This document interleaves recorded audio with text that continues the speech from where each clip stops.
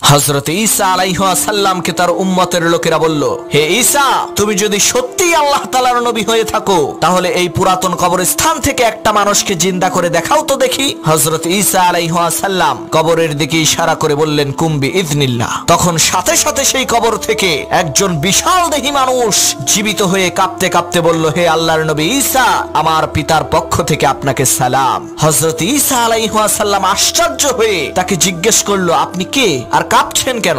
তখন সে বলল, আমি হযরত নূহ আলাইহিস সালামের পুত্র শাম। আমার পিতা আমাকে আগেই ভবিষ্যৎবাণী করে দিয়ে গেছে যে তুমি মৃত্যুবরণ করার ৪৫০০ বছর পর হযরত ঈসা আলাইহিস সালামের মুজিজার কারণে তোমাকে আবার জীবিত হতে হবে। আর আমি কাঁপছি এই কারণে ৪৫০০ বছর আগে আমি ইন্তেকাল করেছি, কিন্তু এখনো পর্যন্ত সেই কঠিন মৃত্যু যন্ত্রণা আমি অনুভব করছি। এখন যে আবার জীবিত হলাম সেই কঠিন মৃত্যু যন্ত্রণা যাতে আমার আর না হয়।